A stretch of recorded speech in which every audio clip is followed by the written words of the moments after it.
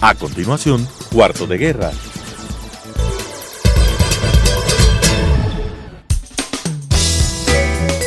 Clasificación B, bajo supervisión de un adulto.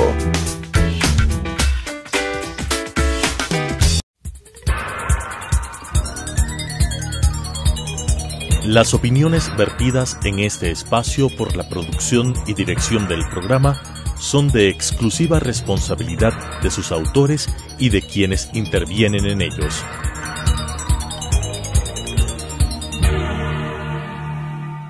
Telesucesos Canal 29 UHF presenta Cuarto de Guerra.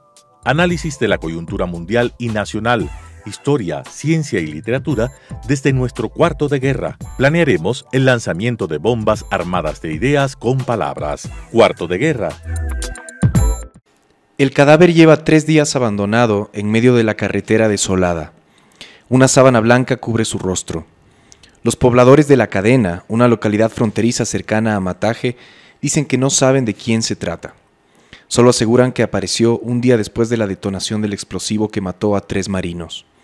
La gente está aterrorizada, pues sus casas se encuentran a solo 20 minutos de Puerto Rico, un pueblo de Colombia donde alias Gaucho y su brazo armado mataron a 6 campesinos en el 2017. Alias Guacho, perdón. Desde el atentado en Mataje, los habitantes de La Cadena han sido amenazados. De hecho, la aparición del muerto es para ellos una advertencia sobre lo que puede pasar con cualquiera. Por eso ni siquiera se han acercado a levantarlo. La presión de los disidentes obligó a la gente a trasladarse a las montañas de Puerto Rico. Además, advirtieron que les prohíben ayudar a los militares ecuatorianos. Les dijeron que si lo hacen estallará una bomba en la cancha de fútbol. Para esa reunión, los campesinos caminaron desde las 18 horas y al llegar al sitio los encerraron en una caseta. Apagaron las luces y los armados comenzaron a hablar. Los pobladores recuerdan haber pedido que no se realice ningún ataque por los niños, pero los ilegales respondieron que no les importa. Los armados también dijeron que está prohibido el paso de ecuatorianos desconocidos al lado colombiano y que si lo hacen, no se responsabilizan de su seguridad. Al siguiente día de esa reunión apareció el cadáver que permanece a unos 20 metros del río Mataje. Este viernes 23 de marzo del 2018, el comercio ingresó a esa zona y constató que no hay presencia de militares ecuatorianos. El cuerpo está en la última curva antes de llegar a Puerto Rico. Viste pantalón azul, camiseta roja y botas de caucho. El abdomen está descubierto y tiene señales de golpes. Nadie lo ha retirado desde que lo dejaron el miércoles 21 de marzo. La policía tampoco ha ingresado a retirar los restos. Desde la curva ya se puede ver Puerto Rico. Es un poblado pequeño con casas de madera. El viernes 4 hombres vigilaban el sitio. No sé, yo no sé nada, decían ante cualquier pregunta. Eran altos, corpulentos, tenían el cabello rapado y el torso desnudo. En el lado colombiano había 4 hombres más. La cosa está caliente, dice un poblador, y asegura que es la primera vez que esto ocurre. La misma angustia tienen los habitantes de Labores Agrícolas, otra población ecuatoriana que está cerca de Colombia. Allí la gente también fue convocada a la reunión con los armados. No fuimos porque nos da miedo, cuenta un habitante de 30 años. Allí viven cerca de 200 personas. Todos se dedican al cultivo de palma africana y cacao. Pero su rutina cambió desde los ataques. Los disidentes envían emisarios y les amenazan con ponerles explosivos si continúan apoyando a los militares. En esa localidad existen cerca de 80 uniformados entre policías y soldados. Ellos llegaron hace 1 mes y medio y montaron un control. Ya queremos que los militares se vayan porque si no, nos van a matar, asegura una mujer que tiene 2 hijos pequeños. El problema no es con nosotros, sino con los policías y militares, advierte otro poblador de Labores Agrícolas. Los soldados solo dicen que están allí para evitar nuevos ataques.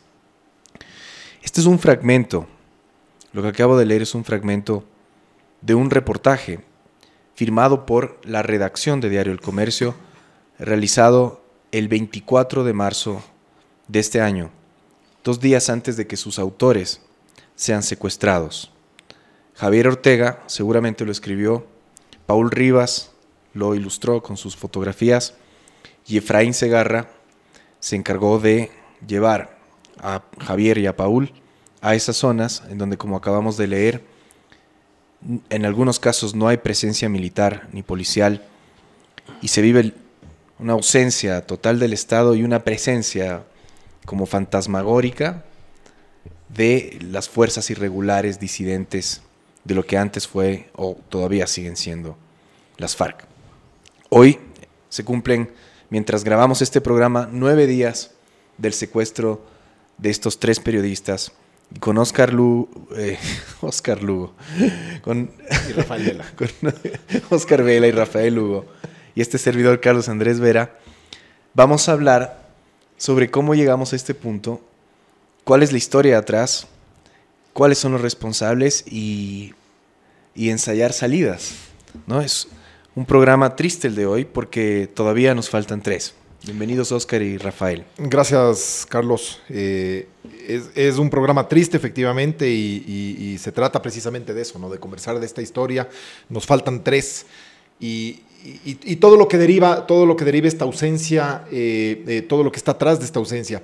Yo comentaba hace un momento a Rafael, tuve la oportunidad de conversar ayer con el escritor mexicano Jorge Volpi, que es además, él estudió leyes y acaba de ganar el premio Alfaguara de novela con una historia, con una novela que se llama Una novela criminal, que trata precisamente sobre uno de los hechos delincuenciales, criminales, que está de moda ahora en México, que es el del secuestro. Pero en un momento de la conversación Jorge Volpi dijo unas palabras más o menos así, dijo, mira, llegó un momento en México, yo no estaba allí, yo vivía afuera, decía Jorge, y llegó un momento en el que regresé al país y me encontré de pronto con el horror de lo que es hoy mi país, decía él, y no lo vimos venir. Estaba a la vuelta de la esquina y nadie se dio cuenta, nadie se percató. Eso decía él. Esto contaba Volpi y justamente a esas palabras quería apelar. Y nadie se percató de esto. Luego en la entrevista a Volpi le dije, bueno, repite y cuenta esto, porque me sobrecogí cuando dijiste, nunca lo vimos venir, nunca nos dimos cuenta que ya estaban ahí y que el horror ya estaba asentado. Y hoy evidentemente nos gobierna. Y claro, yo me pregunto, nosotros lo vimos venir, nosotros lo hemos visto venir, ya está ahí efectivamente esta forma de violencia, sea la que sea, porque las circunstancias de cada país son diferentes, pero evidentemente hemos convivido en la mitad, al lado del conflicto más grave probablemente de Sudamérica en este aspecto, que es el colombiano, muy cerca del peruano también en otra época. México estaba muy lejos. Y Jorge decía una cosa que también nos aplica a nosotros.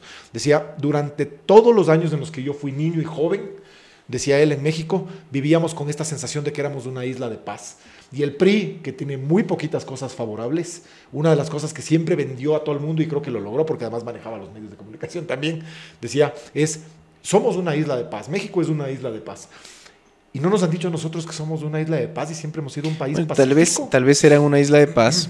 Y me parece que es una hipótesis absolutamente fácil de probar, porque el crimen organizado estaba aliado con los políticos.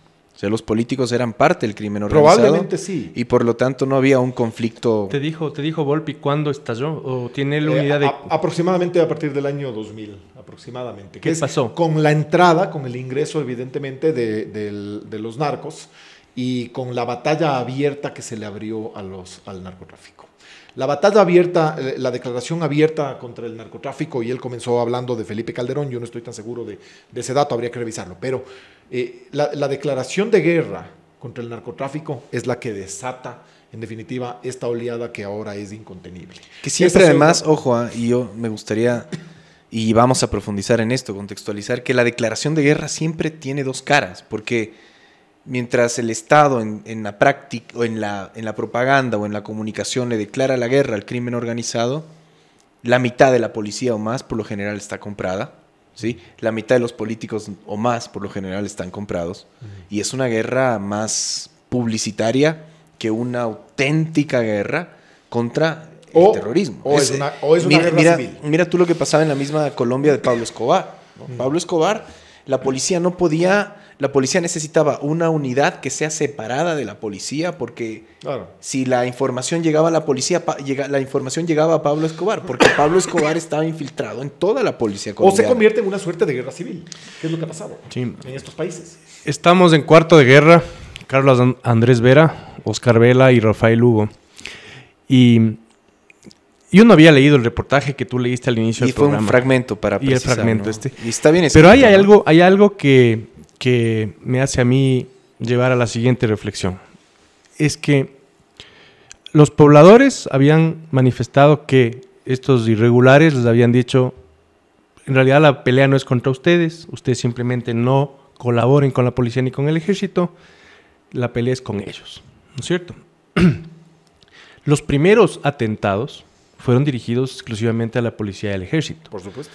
Y asesinaron a 3 a militares. tres militares. 3 militares. Y varios policías y varios militares quedaron heridos de gravedad. Algunos incluso sufrieron amputaciones. Esos fueron los primeros mensajes de este grupo irregular. Es decir, no es contra la población, queremos que estos nos dejen en paz.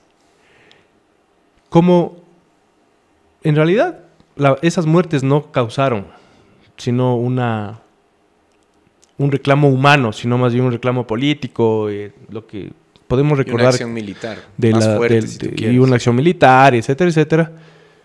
Esta gente ya apuntó a los civiles, que son los periodistas.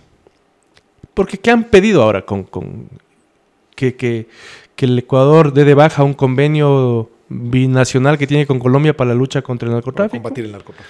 Que creo yo que es su principal pedido, su mayor interés, y han incluido ahí a que se libere a 3 Canje de prisioneros. presos. Y eso es lo que sabemos. Es lo que vimos en el video. Entonces, Eh, pero es se sabe que hay otras demandas que no se han hecho públicas atando los todavía. cabos. Básicamente estos quieren seguir trabajando en paz, lo que trabajando en el significa tema que del La narcotráfico. pregunta es eso, a eso quería llegar yo. siempre han estado trabajando en paz. Exacto, siempre estuvieron entonces. ¿Qué pasó trabajando que en ahora paz? de pronto ¿Qué se desató? esta pequeña en comparación a lo que nos cuenta Volpi en México? O sea, él dice, en México se le declaró la guerra al narcotráfico, estalló una violencia incontrolable.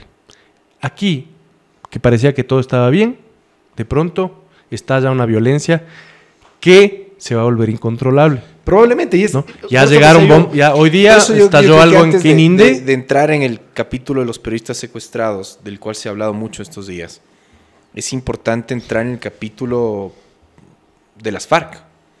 O sea, primero, cómo nacen las FARC. Y de este segundo, lado, ¿no?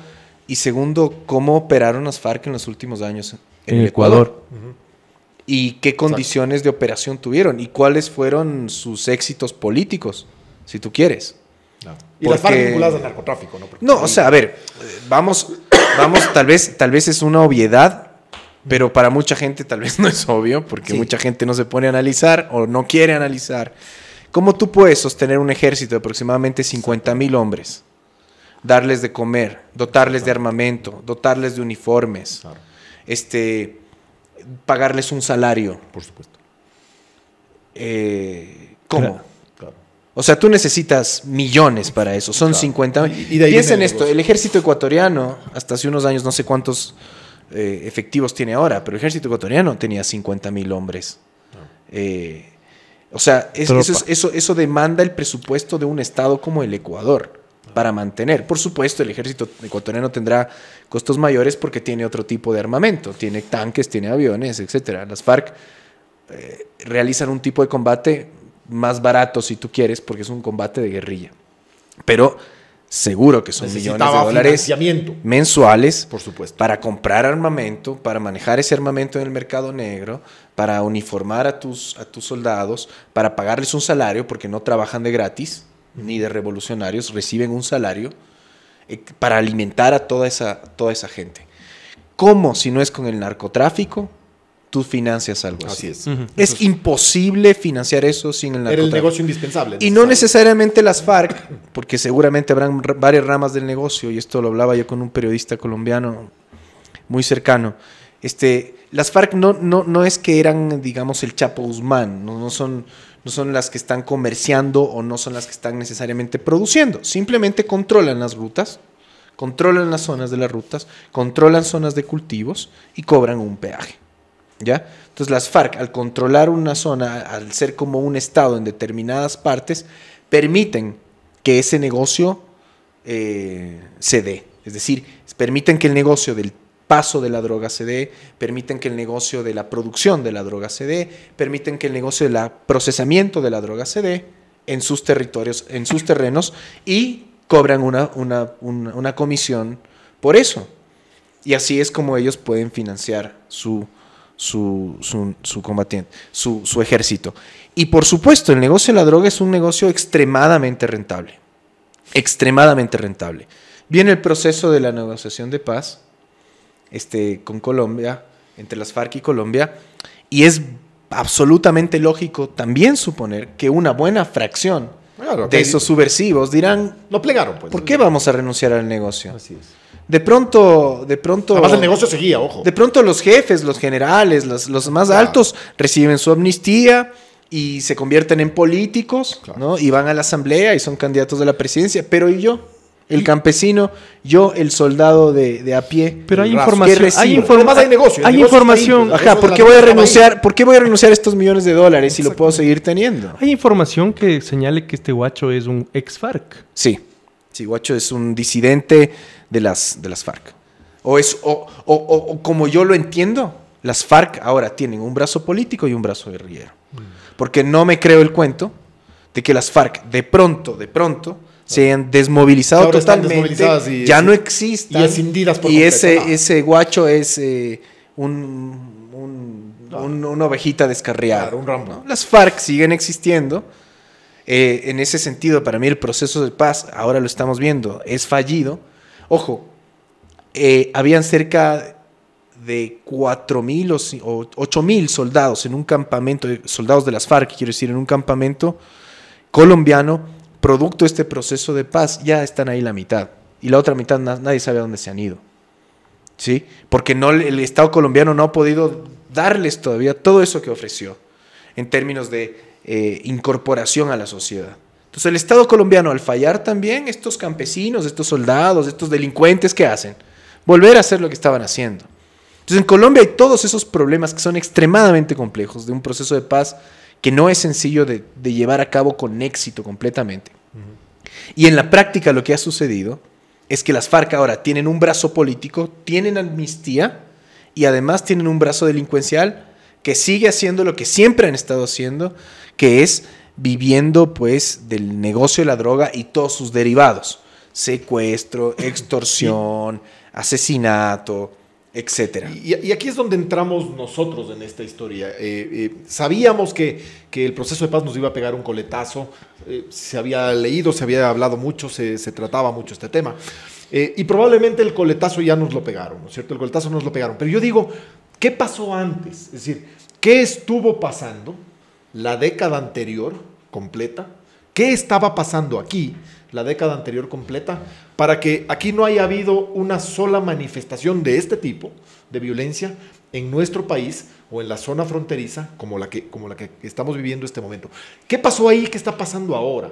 Y ese diría que es un poco el punto de partida de esto que probablemente nosotros no habíamos visto. Mira, para mí un capítulo revelador es el de Angostura, porque antes de Angostura, unas semanas antes de Angostura, hay un congreso en Quito, un congreso de izquierdas en Quito, en donde vienen todas las izquierdas del continente. Vienen esas izquierdas más democráticas, más moderadas, pero por lo general eran un congreso de izquierdas bastante radicales, ¿no? Comunistas, leninistas, socialistas de extrema izquierda.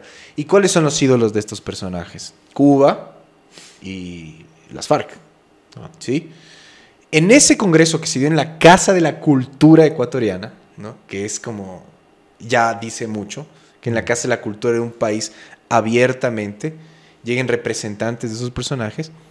En ese momento, Raúl Reyes envía un mensaje de video a los presentes en esa reunión, ¿no?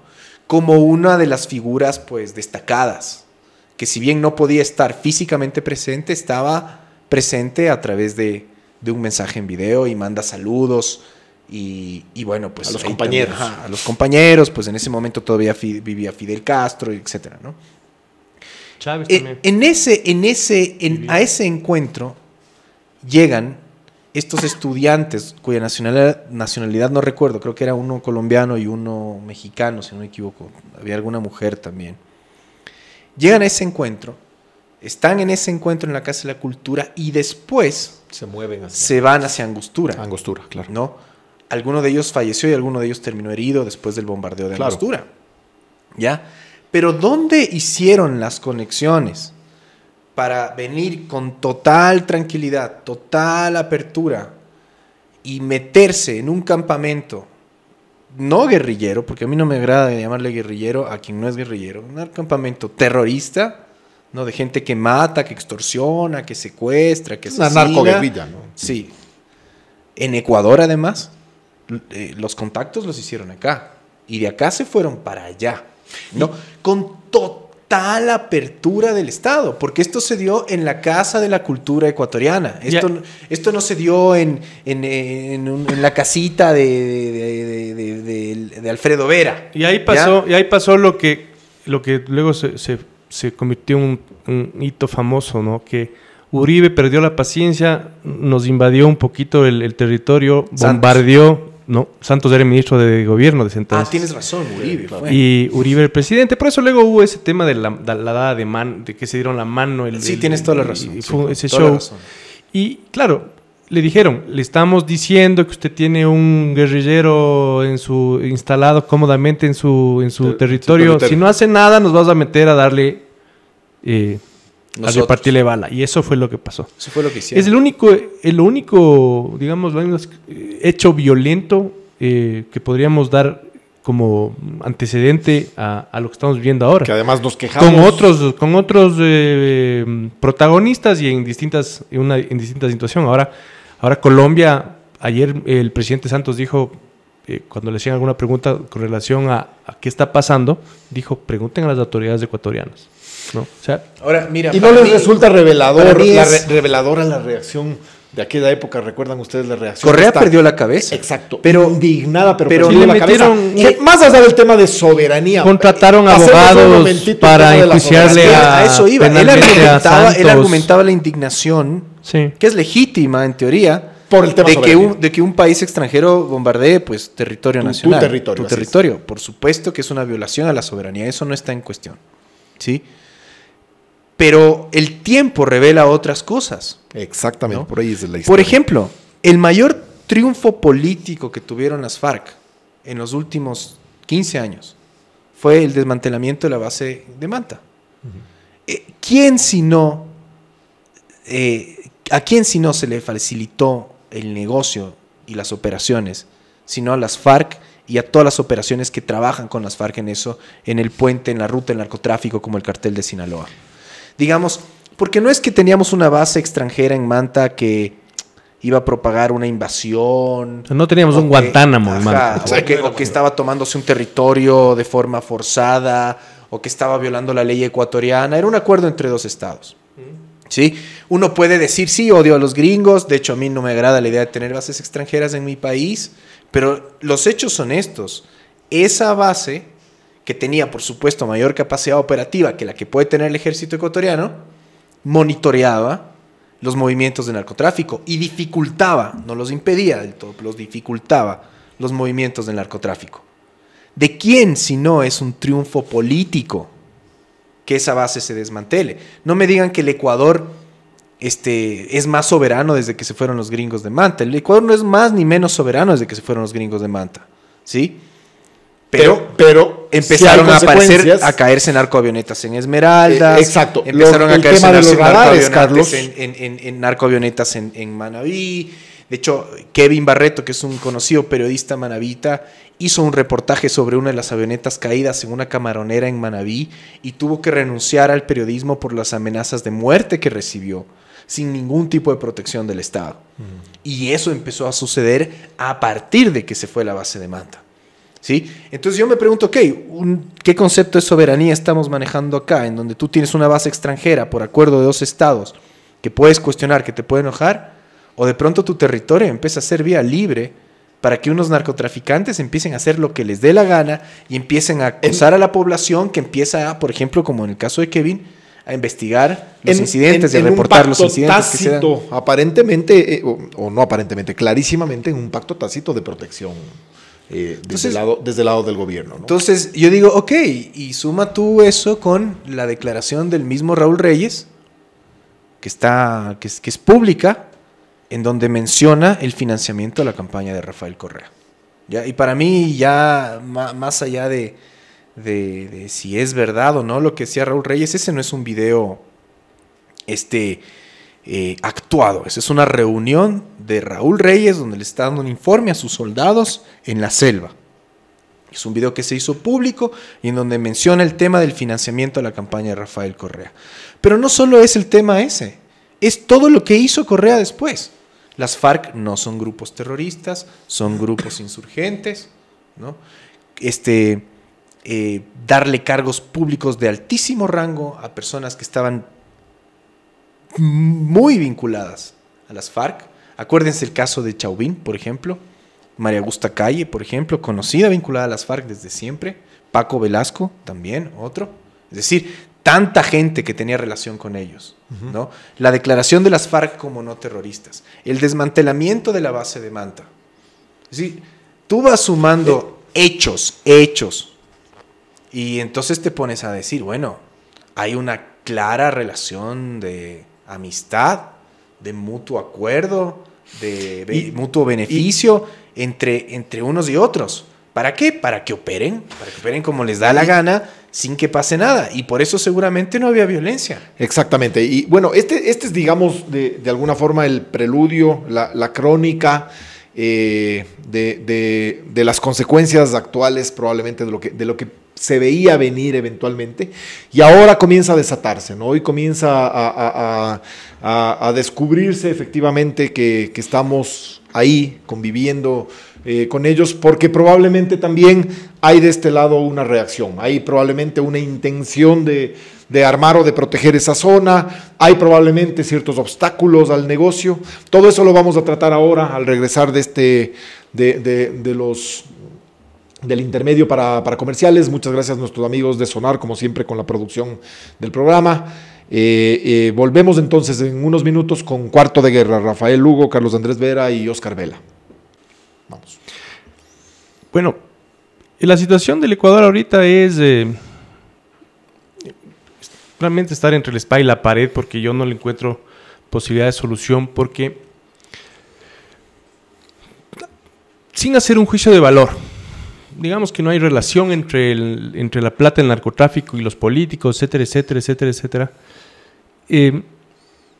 ¿Qué pasa si un político ecuatoriano, digamos, tiene en el vecino país a un grupo insurgente capaz de destruirle con un bombazo al país mañana? Es decir, vea, señor ministro X, usted no me joda, porque usted no va a poder impedir que yo le ponga una bomba en la represa de Paute mañana. Cosa que puede pasar, o sea, si se tumban las Torres Gemelas en Estados Unidos, aquí nos puede pasar cualquier cosa. Porque también se puede interpretar que esta etapa de paz tuvo también una intención de sí, reconozcamos que no podemos declarar la guerra. Dejemos de lado la posibilidad de que hayan sido socios. Simplemente no estamos a la altura de declarar la guerra. Nos interesa. No nos interesa entrar en la pelea, no estamos a la altura de combatir con estos. Y si es que realmente quieren destruirnos, nos destruyen. Yo sí creo eso. No creo que sea ciencia ficción pensar que si mañana un grupo de terroristas quieren cometer un enorme acto de destrucción en cualquier ciudad del país o en cualquier obra, en cualquier infraestructura principal, lo van a hacer. No hay quien les detenga.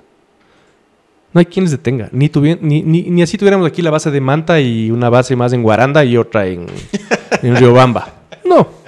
Y yo creo que eso es algo que tenemos que entender y asimilar. Porque yo sí me he preguntado qué haría yo en un caso así.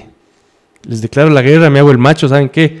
Yo, ministro del Interior, les declaro terroristas de estos hijos de su madre y les vamos a ganar, o no les vamos a dejar entrar. Y en 15 días está reventada una represa. Y ya, qué macho que eres, hay cosas que desconocemos los tres que nos estamos saltando. Pero son cosas que hay que tomar en cuenta. Y para terminar, el principal problema nuestro, que es el principal problema de toda América, ¿no?, es penalizar la droga. Es tener penalizada la droga. Es es repetir el error que cometió Estados Unidos en 1920 cuando con una reforma con una enmienda a su constitución crearon la ley seca, en pocas palabras. A los pocos años estaban arrepentidos y dieron de baja la enmienda, cosa que creo que nunca más pasó en Estados Unidos, que se haya dado marcha atrás a una enmienda constitucional. Porque lo que ocurrió es que sí, el vicio era terrible, sí, las familias sufrían con los padres borrachos, sí, pero luego tenían asesinatos, atentados, Sí. corrupción, La mafia. la mitad de la policía de Estados Unidos comprada por la mafia, la mitad de los políticos comprados por la mafia, y además la gente chupando igual, y más caro, y con los índices de consumo de licor y de vicio, etcétera, peores, ¿no es cierto? Entonces, nosotros estamos en lo mismo, repetimos el mismo patrón, sin ninguna voluntad, porque yo no veo a nadie, ningún político capaz de, porque lamentablemente dependemos de los políticos para el tema de la legislación. Pero vos no ves a nadie aquí que diga, ¿saben qué? No podemos. Nadie le ha ganado una guerra nunca a ningún narcotraficante en ningún país del mundo. Porque no le ganas la guerra al narcotraficante. Le puedes matar a un narcotraficante. Puede aburrirse y renunciar. Sí, pero el negocio sigue ahí. Pero el negocio sigue. El negocio En no va a ningún cesar país. nunca. No necesitas tener la mejor Fuerzas Armadas del mundo, no han podido. La mejor inteligencia del mundo. Peor nosotros. Nuestras gloriosas no están en capacidad de dar esa pelea. Nuestro sistema de inteligencia solo sirve para perseguir políticos de oposición y periodistas. Eso es importante también. Y ahí Entonces, hay cosas que en esa fórmula... Estamos condenados. Estamos condenados a irnos al carajo como México o a volver y hacernos los locos y hacerles caso a los narcotraficantes y decirles, ¿saben qué? No vamos a poner policías ni militares para que ustedes trabajen y nos dejen a nosotros no ataquen a otra población civil y ni tampoco a nuestros efectivos de ejército. Hacernos de la vista, Esas de la dos, vista esas gorda. dos posibilidades tenemos. Hay cosas que un Estado tiene que hacer si quiere ejercer soberanía en el buen sentido de la palabra. Tú necesitas inteligencia en serio. Necesitas inteligencia en serio. Tengas o no tengas una amenaza fuerte, crimen organizado, necesitas una unidad de inteligencia, una agencia de inteligencia que trabaje bien. Esa inteligencia que tal vez antes era mala o mediocre, desapareció y se convirtió en una inteligencia política que perseguía hasta a los Yasunidos. La inteligencia fue desmantelada. Reconstruir la inteligencia es desafío de los que ahorita están en el poder. Y además con esto encima, extremadamente complicado. Muy complicado.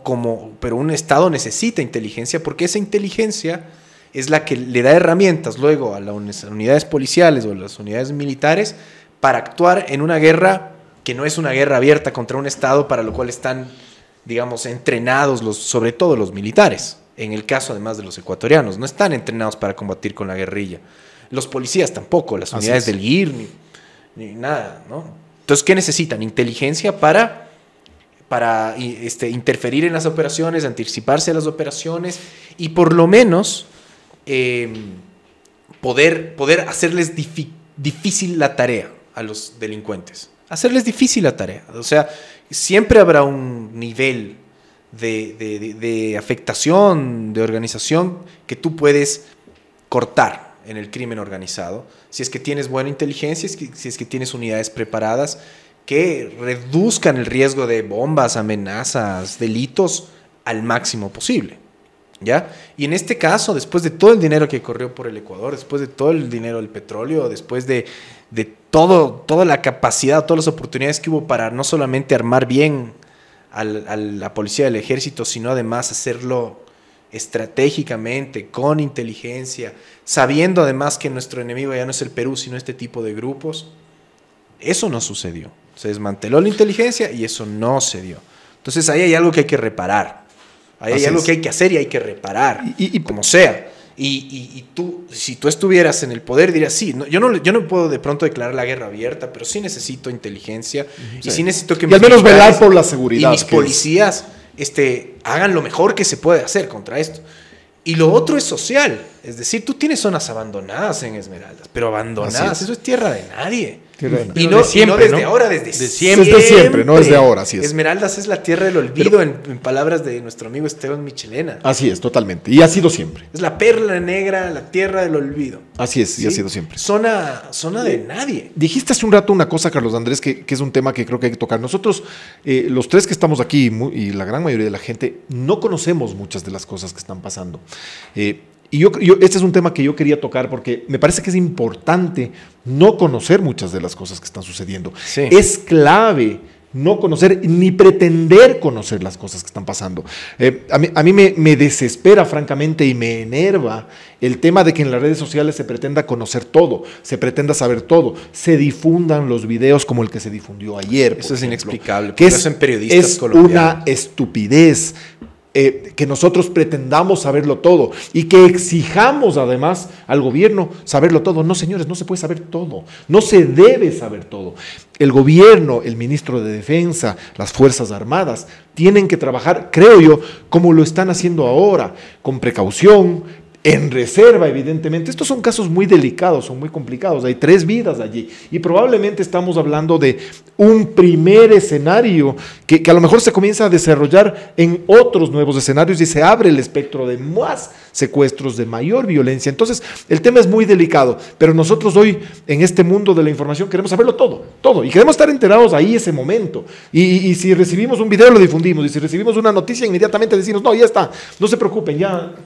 Yo creo que no hay que saberlo y ese es un tema que es importante tocar también. Y a lo que iba era, es relativamente fácil analizar cómo llegamos a este punto por los antecedentes que ya conversamos, que son públicos, así es, que puedes es la ir historia, son los sumando hechos. como vas armando un rompecabezas. Pero sí me pasa que ahorita yo no entiendo lo que está pasando ahora. Uno puede especular, por ejemplo, empezó la violencia porque efectivamente el Estado empezó a ejercer más presión sobre estos grupos o no.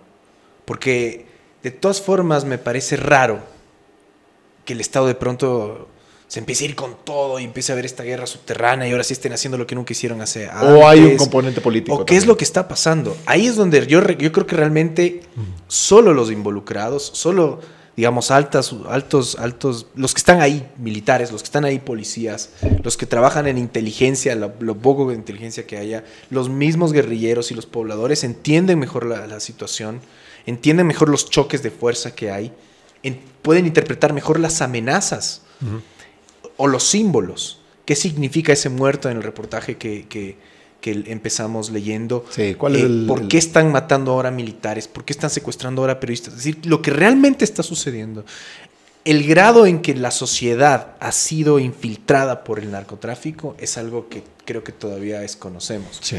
Y se irá revelando con el tiempo. Creo que hay señales por ahí, hay luces por ahí que nos pueden decir, chuta, hay una presencia importante del narcotráfico en el Ecuador, ¿no? Y no solo en la frontera, ¿no? Sino en varios estamentos, varios aspectos de la sociedad en donde empieza a brillar dinero del narcotráfico. Pero certeza de hasta qué punto están infiltrados en la política, hasta qué punto están infiltrados en negocios que tienen relación con el lavado, hasta qué punto el ejército o la policía ecuatoriana están siendo un obstáculo para que el Ecuador siga siendo una zona de paso y zona de descanso y zona de inversión para estos personajes. No lo sabemos. Y hasta qué punto nos están realmente declarando una guerra. Así Entonces, o simplemente nos están mandando un mensaje. El desconocimiento es lo que más o la falta de certeza es lo que más me intriga en la actual circunstancia, ¿no? Y ahí es donde yo ahí siento que yo optaría por 2 cosas. La una que ya se hizo, que era que todas las recomendaciones internacionales con relación a la seguridad en un caso de estos, cuando se trata de secuestro de personas públicas como los periodistas, recomendaban que se conozcan los nombres. Sí. Y eso ya se hizo. Y lo hicieron los familiares. Y lo hicieron los familiares, el Estado no lo hizo el bien, Estado. El gobierno no lo hizo bien. Y la otra recomendación que lamentablemente no se ha cumplido y más bien ahí un poco nos han puesto nos han clavado el cuchillo por la espalda, periodistas colombianos. Cuando primero El Tiempo soltó una noticia falsa, replicada por la revista Semana, de que habían sido liberados 2. Y cuando ayer liberaron otro grupo de periodistas, yo no sé quiénes, el video. Porque ese video es, al menos a mí, lo que me causó es más terror. Claro. Sí, claro. No es que qué bestia, qué buena lindo que noticia, estén- es que la intención están de ese vivos. video fue eso. Es un video con una intención de terror. Yo Es creo que decir, la si a alguien le intención es faltaba asustarse, La si a alguien le intención era faltaba esa, en por el supuesto. sector civil asustarse, aterrorizarse con lo que está pasando, ahora ya no queda dudas. Y los periodistas lo sabían. Y lo saben Los que- perfectamente. quiero Los decir, que, los los que que lo soltaron eso, filtraron, los que lo los que filtraron. soltaron eso lo sabían perfectamente. Y ahí es donde uno dice, ojo, perdón el paréntesis, Rafa, en Colombia la mafia no puede operar sin la complicidad de todos estos sectores de la sociedad. Por supuesto, Sí, por la supuesto. mafia ha infiltrado a la policía, a la política, al periodismo. O Por sea, supuesto. La mafia en Colombia ha infiltrado a todos los estamentos Por de la supuesto, sociedad. Y quería concluir que, para sumar a lo que dices tú, Oscar, es que aunque nos caigan muy mal, ¿no es cierto? Aunque para muchos sean ineficientes, incapaces y no merezcan estar en sus cargos, sí hay que hacerles caso ahorita Sí. al ministro de Defensa. Y hay que respetar hay el que trabajo. respetar lo que están Hay que haciendo. respetar el trabajo de ellos. De los tres, el que más sabe lo que está pasando es él. Y no creo que él tenga ganas de que las cosas empeoren. O sea, hay que dejarle hacer. No, tiene Navas, un problema Navas no horrible. está a la altura de la situación, me parece. Pero ahorita toca Es el un que poco estar, ¿no? Como cuando le teníamos de director técnico al Quinteros. O sea, Exacto. bueno, o sea, Es lo que hay. es lo que hay. Hay que Pero hay que- dejarle. hay que hay que respetarlo. dejarle. Porque, Sí, hay que ¿qué dejar. pidieron? Ellos pidieron controlemos la información. Claro que todo lo que es correísta apesta a censura, pero también hay que tener un poco de capacidad de separar las cosas, ¿no? Y decir, sí, en este caso no es una censura, o sí es una censura, pero es necesaria por seguridad. La otra medalla es lo que ya pasó. Un No, video, y un video el horroroso. terrorismo- Un video horroroso. En ese Entonces, sentido, el hay- gobierno hay que un poco hacerles... no es que ha hecho bien las cosas, pero como vos Hay que dices, hay que dejarlos. dejarlos trabajar. Claro. El correísmo de Correa, lo que ha hecho es terrible, porque ellos han insinuado que todo es un montaje.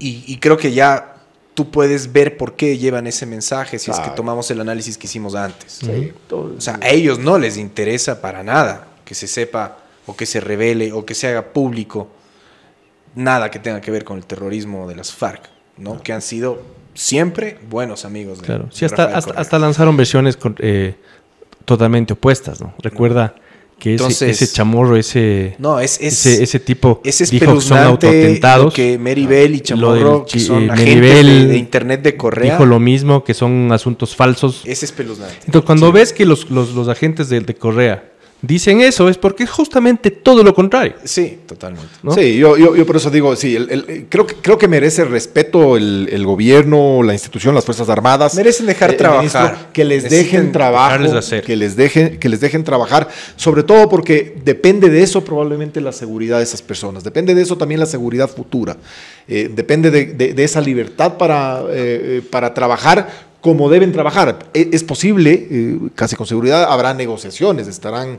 en conversaciones. En este tipo de cosas Ahora- hay una serie de procedimientos que tendrán que hacerlos. Y ahí No también tenemos viene la por qué historia, enterarnos ¿no? más. Ahí también viene la historia, en donde uno dice, tratemos de salirnos un momento de este caso que nos afecta personalmente porque son ciudadanos con los que tenemos empatía, ¿no? Vemos en ellos a cualquier familiar, a cualquier amigo, y nos duele. Y lo que queremos es que los liberen. Sí.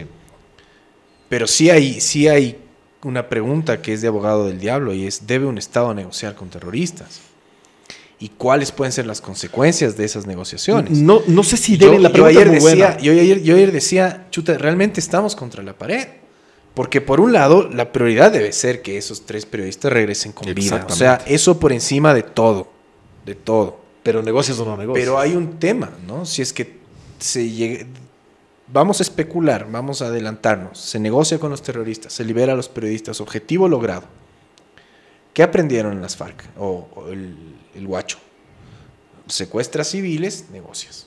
Secuestra civiles, negocias. Claro, Pero es un aguanta. círculo Secuestra vicioso, ¿no? civiles, Las FARC llegaron a tener más de 300 secuestrados Sí. Durante muchos años. ¿no? durante años. Años. O sea, yo no creo que les demos ningún mensaje de nada si aceptamos o no aceptamos. Ellos van a hacer lo que hacen. Sí, pero es una decisión tremendamente Yo compleja. si me preguntas a mí, yo negocio. Pero eres Yo un, negocio. ojo, eres Viejo, un gobierno. y si eres un este gobierno que y si, representas a tu y estado. si Paul o Efraín fueran mis parientes o mis amigos, Es- estaría yo negociando es ya desde dis- ahorita. Eso no Es distinto pensarlo pero tengamos pero claro, familiar. tengamos Es- claro el que gobierno eso nos- representa eso- el Estado. eso Pero como los Estado nos hace vulnerables, los pros y contras, exactamente. es decir, nos hace vulnerables, más. Sí, más nos hace más vulnerables. Más de lo que ya estamos. Probablemente sí. Yo Más. creo que sí, yo Es creo es que sí. La pregunta es muy compleja. Y es que y la estamos en una situación, vos empezaste diciendo que Lo- estamos contra la espada y la pared. estamos de verdad. Sí. Y el Y no- gobierno. y no hay salida. En realidad estamos tiene que contra la estar en espada ese y la espada. La espada y la espada. Así es, así es. Tienes Exactamente, sí, es mejor es mejor el ejemplo. Las espadas. el hermano. tema de negociar o no negociar es un tema complejísimo. Es un tema que además tiene todo el gobierno detrás y un Estado detrás de esto. Y probablemente un futuro de seguridad o inseguridad.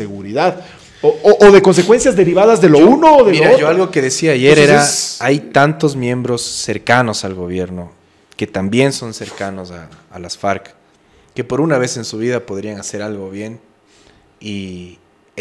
intermediar, interferir por la liberación de los peruanos. Sí, sigue habiendo, dices tú. Porque Sigue habiendo hoy en este Hay gobierno. por supuesto que hay. O sea, dentro del gobierno actual y sí, todos son amigos, todos son ramas del mismo árbol. Depende, porque si le hacen quedar bien a Moreno, no lo van a hacer.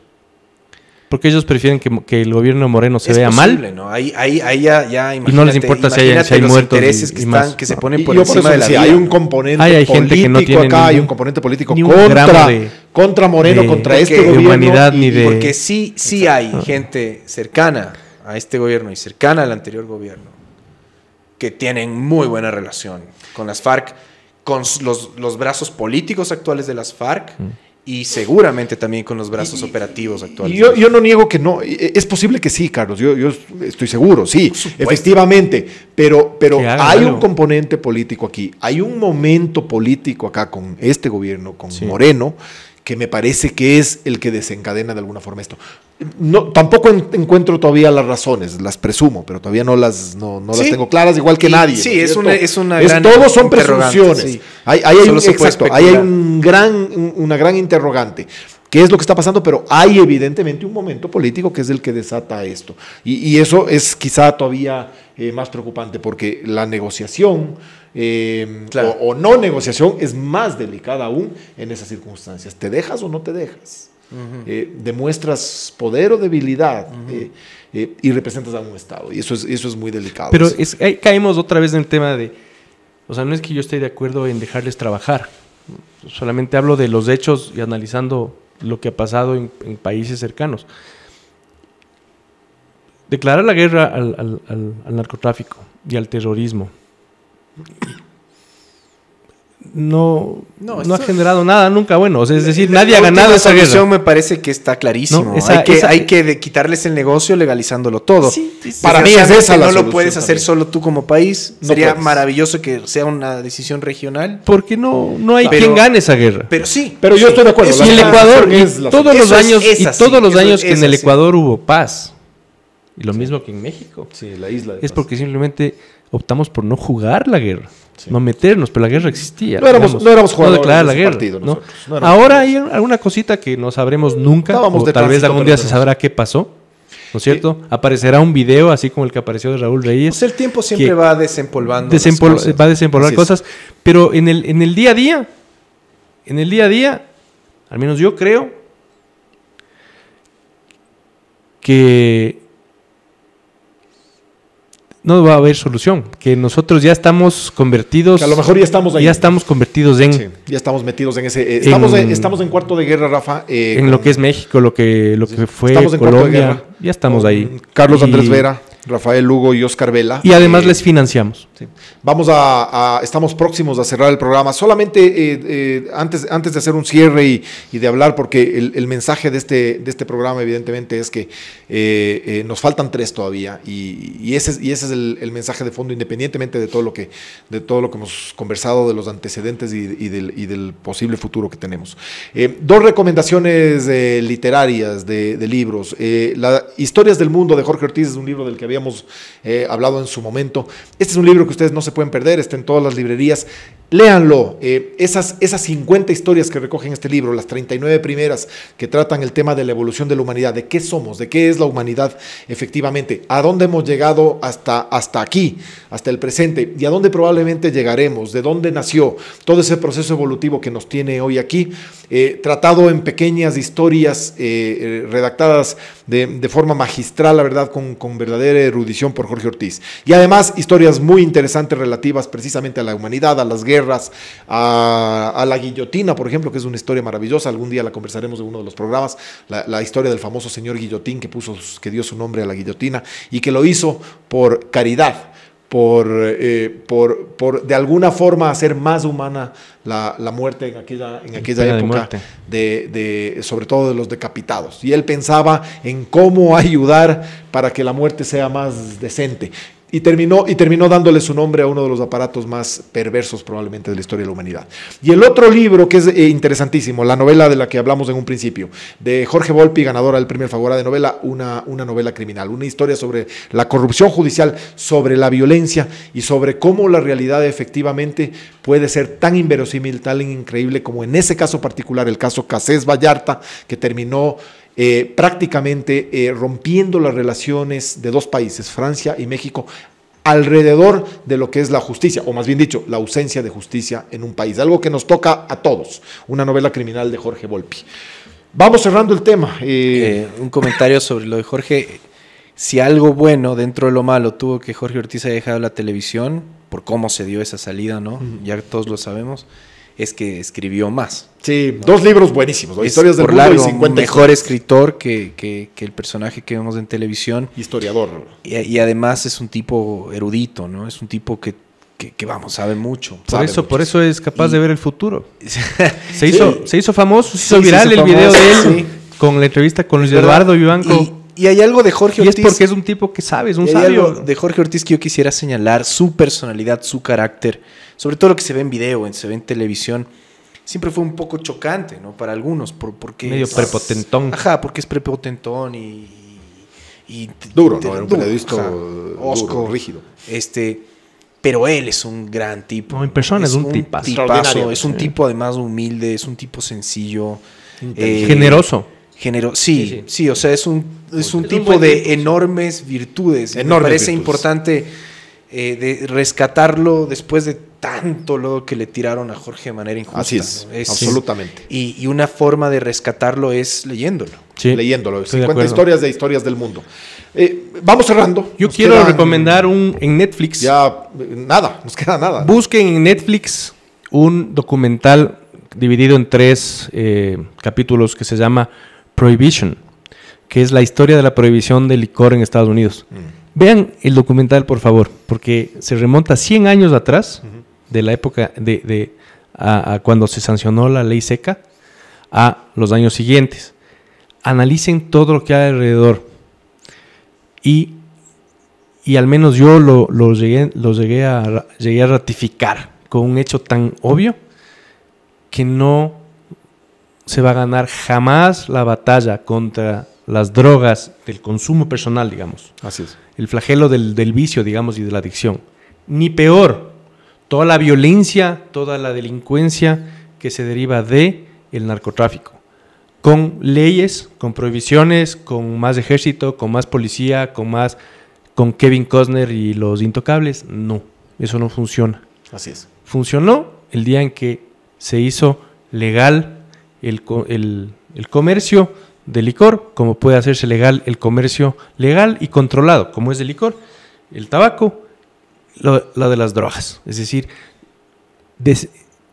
escudarse en la idea de que no vale que los mamiticos se fundan el cerebro, pero a cambio de eso tengamos gente muriendo, periodistas secuestrados, políticos corruptos y toda la serie de delitos que se derivan de esto, no es suficiente. No es suficiente. Póngale en una rehabilitación y fin del problema. Yo creo que la única forma de ganarle la guerra a una organización criminal así es convirtiendo a tus fuerzas armadas en otra organización criminal, y entonces Ni así. el círculo no se Ni termina así. de acabar nunca. No se termina Ni nunca. así. Así es. Ni así. Sí.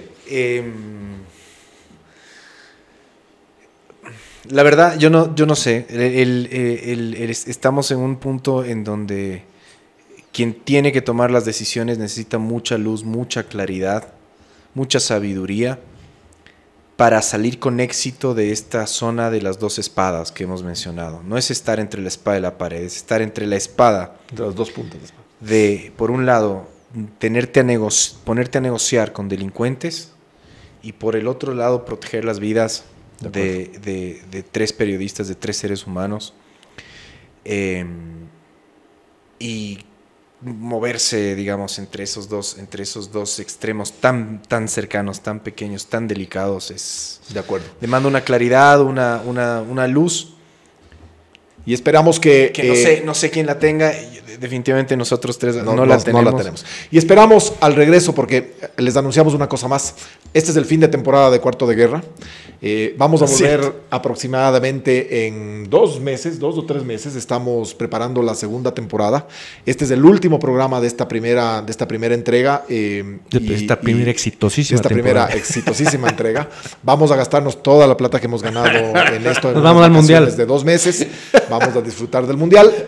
Y luego volvemos para seguir haciendo más dinero en Cuarto de Guerra. Además con nuestros amigos de Sonar, que también se van a gastar la plata de toda esta producción en el Mundial. Y no nos olvidemos que el mensaje es este: nos faltan 3 y esperamos que haya luz efectivamente para que esos 3 estén pronto con nosotros. Esto ha sido Cuarto de Guerra. Muchísimas gracias y hasta la siguiente temporada. Buenas noches. Buenas noches.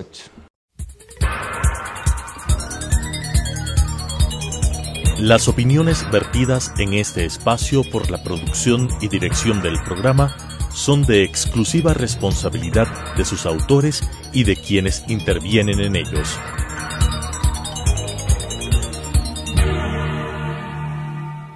Telesucesos Canal 29 UHF presentó Cuarto de Guerra, análisis de la coyuntura mundial y nacional, historia, ciencia y literatura desde nuestro Cuarto de Guerra. Planearemos el lanzamiento de bombas armadas de ideas con palabras. Cuarto de Guerra.